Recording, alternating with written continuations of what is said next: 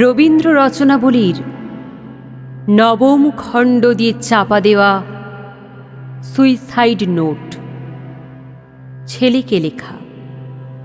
লিখে হাতে ব্লেড নিয়ে বাথরুমে ঢুকেছিলেন মাস্টার মশাই।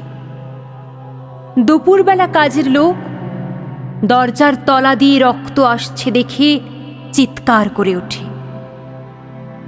ছেলেকে লেখা এই তার প্রথম এবং শেষ চিঠি। অরণি, আমি বিশ্বাস করি সন্তান পবিত্র জলের মতো। যদিও তোমার সঙ্গে আমার সম্পর্ক ভালো নয়, তবু তোমাকেই লিখে রেখে যাই।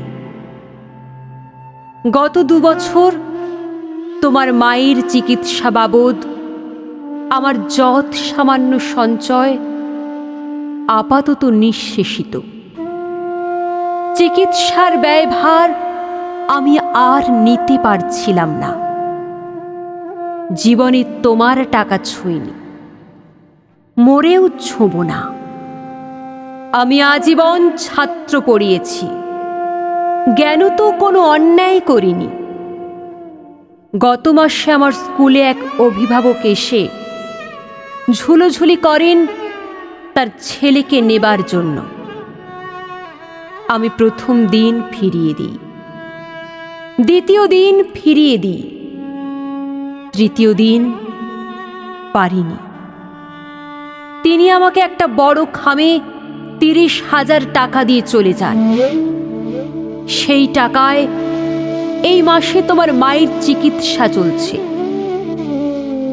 জানি না তিনি বাড়ি ফিরবেন কিনা কোনো দিন।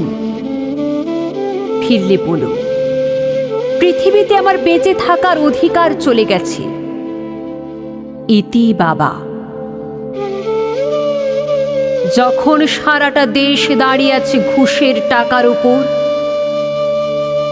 তখন রবীন্দ্র রচনাবলী দিয়ে চাপা দেওয়া একটা সুইসাইড নোট।